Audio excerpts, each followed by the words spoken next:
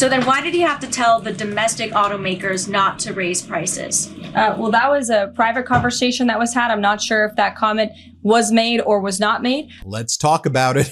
That was Karoline Leavitt, Donald Trump's chief propagandist, saying, I don't know, maybe he made the comment, maybe he didn't make the comment. Who knows? He doesn't really even know what he's talking about with tariffs, but everyone's going to get so rich. Just you wait. I mean, this Trump regime is the true definition of an idiocracy, kakistocracy. Here is this horrific press conference by Karoline Leavitt. Let me just give you the full context of that question and answer, just so you can see for yourself, so you're not like, Ben, you selectively edited it. Here, play this clip. Good question.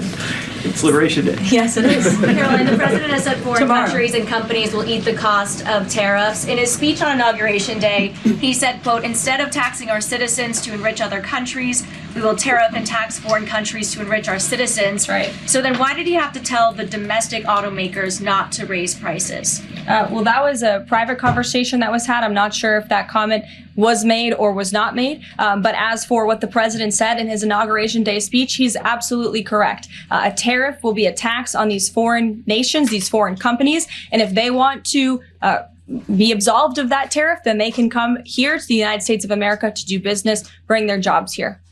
Wow. Here is Donald Trump's chief propagandist, Karoline Leavitt, also saying, as it relates to the regime leaking classified information on war plans on their Signal chat, she goes, case is closed. We're done talking about it. Play this clip. You said case closed yesterday.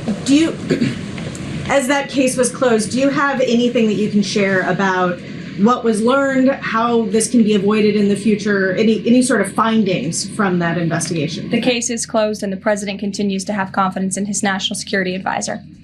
Yes. Oh, that's very interesting that you're just done. You declare crisis over, we've moved on, mission accomplished. Well, guess what, Karoline? Guess what? We the people have not moved on. When you leak classified war plans, when you put our pilots and our troops in danger, yeah, we the people don't forget.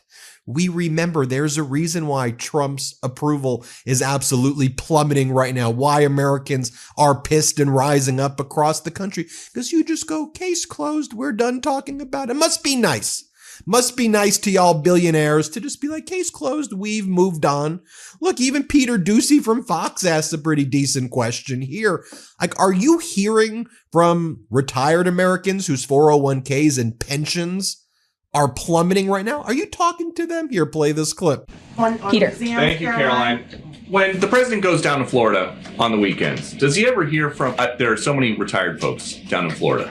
Does he ever hear from any retired Americans who are stressed about these wild swings in the stock market because of the tariff uncertainty, and they're sitting there on fixed income or living off a 401k, and they don't know how much money's going to be left? Well, certainly they are legitimate concerns, and the president takes those concerns very seriously, and he's addressing them every single day. And tomorrow's announcement is to protect future generations of the senior citizens you mentioned. It's for their kids and their grandkids to ensure that there are jobs here in the United States of America for their children to live the American dream, just like they presumably did. And as for their worries about their 401ks, their Social Security, I just addressed Social Security. This president is always going to protect it for our tax-paying senior citizens. As for their 401ks, look at what President Trump did for you in his first term. He is working on implementing that economic formula every single day by lowering inflation, lowering energy prices, massive deregulatory efforts, while simultaneously effectively implementing tariffs. And they'll hear more about that announcement tomorrow. And you said that Karoline Leavitt doesn't have an answer for any of this. All they have to do is say, Donald Trump's got a plan. You've seen all of the great deals he's done before. Nah, I haven't. I really haven't, because I know that other than Herbert Hoover and Donald Trump's pervert Hoover, Donald Trump's the only president who actually lost jobs during a term. He has that distinction. And also I know that Donald Trump's pretty much bankrupted most of the businesses he's touched in life. So all I see is bankruptcy, bankruptcy, bankruptcy, and destruction in his wake. A reporter asks Karoline Leavitt if Donald Trump is good with Americans paying more. And here's Karoline Leavitt's response. Play this clip. Caroline. Caroline. Sure. Caroline, Sure. The president said over the weekend that he couldn't care less if prices went up on foreign cars because people buy more American cars. There's been consensus from a lot of economists that these tariffs could raise prices on other goods as well. Is the president comfortable with Americans on Main Street paying more because of these tariffs? The president is doing everything he can, and this entire administration is doing everything we can to bring down the cost of living in this country. An inflation mess that was fueled by the previous administration's reckless spending, overburdensome regulations that this administration is focused on slashing every single day. I just read you a statistic just from the Environmental Protective Agency alone. We're saving taxpayers money that's ultimately going to drive down inflation, and we're unleashing the might of our energy industry, which will bring down prices as well. To the heart of your question, because this is very important to the American people, you should trust what this president did for you in his first term. He effectively utilized tariffs while driving down inflation. It was a record low 1.4% when he left office, and he's focused on getting back to that. It's unfortunate the previous administration left us in this mess. Yeah, except you're not doing everything you can to bring prices down. Prices were going down under former President Biden. They were going to hit, inflation was going to hit 2%, exactly where the Fed wanted it. You know, if you look at the Federal Reserve, the Atlanta Federal Reserve's GDP projections for quarter one, 8 weeks ago, you know what it was? It was 4%, 3.9% growth. You know what it was today while you were giving this ridiculous press conference, Karoline? Now it's like negative 3.8% contraction of our economy. But, you know, state regime, you're not doing a good job, Karoline. You know how I know? Because state regime media known as Fox, they needed to give you a little boost. They're trying to give you some coaching, Karoline, how you need to message this. Here's what they're telling you to do. Play this clip. And those 401k people who are depending, those retirees, all of that, just talking plain speak with them. Look, when this nation used to go to war, people in this country would support the war effort with their materials at home and making things for weaponry and all of that. We got to do 100% buy-in over this bumpy period. Just communicate. Taylor. That's what they want you to do, Karoline. They want you to say, Americans, we're in a war. There's an invasion. Trump had to invoke the Alien Enemies Act because of the war. It's not like this is literally the plot of 1984, right? No, it's not Orwellian, is it? Just declare there's a war and say that's why your 401ks are taking. That's why we want to take away your Social Security. That's why we're going to get rid of your Medicaid, because of the war that Donald Trump says is happening in the invasion, and this is a war. So utterly ridiculous. I want to give this fact before I show you the next clip of Karoline Leavitt. I think Yashar Ali sums this up in a good fashion. He goes, so the Trump regime knowingly deported a Maryland father with legal protection from removal, sending him to El Salvador's mega prison. Kilmar Abrego Garcia came to the U.S. at 16 after fleeing gang threats. In 2019, an immigration judge granted him withholding of removal, a legal status protecting him from deportation after finding he'd likely be persecuted if returned. No U.S. criminal record, married to a U.S. citizen, father of a 5-year-old disabled son, regularly complied with ICE check-ins. ICE admitted it knew he had legal protection, but put him on the deportation flight anyway, not on the manifest, added as an alternate. Now he's held in a gulag in El Salvador for gang members, despite no verified gang affiliation. The government now argues in U.S. courts that it can't order his return. His wife recognized him in a propaganda photo released by El Salvador's president, head forced down, frog march by mass guards. ICE is calling it an administrative error, then says it was done in good faith. You see right there in the filing, it says error. Why am I bringing this up? Because I want to show you the next clip of Karoline Leavitt, where she's told, a judge ruled that this guy should remain in this country, or if there was going to be deportation, it was not to go to El Salvador. You know that, right? Here, play this clip. This administration is going to continue to deport foreign terrorists and illegal criminals from our nation's interior. But a judge ordered that he should remain in this country. So are you saying that it is okay to ignore a judge's ruling if you don't like it? Who does that judge work for? He's an immigration It was an judge. immigration judge who works for the Department of Justice at the direction of the Attorney General of the United States, whose name is Pam Bondi, who has committed to eradicating MS-13 from our nation's interior. And let me Who does the judge? I had to give you the background so you understand what's going on, right? And then she goes, who does the judge work for? What does that even, who does the judge? He's a judge who works for the American people. It's a judge.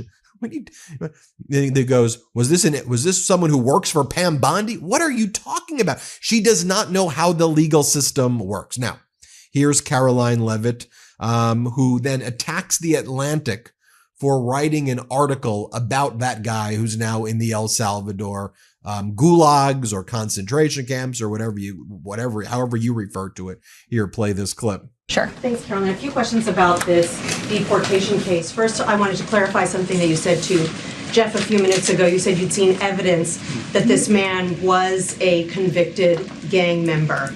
In what court was he convicted and for what? This individual was an MS-13 ringleader. This individual was also engaged in human trafficking.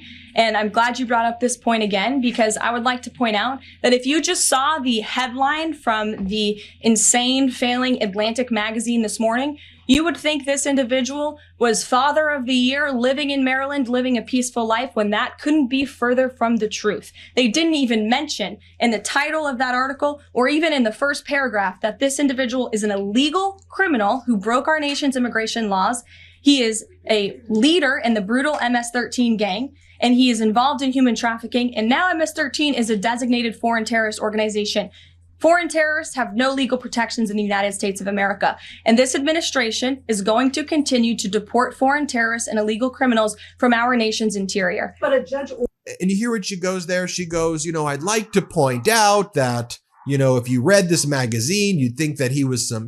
Look, I'm reading the court filing. The court filing says that this individual should not have gone to El Salvador.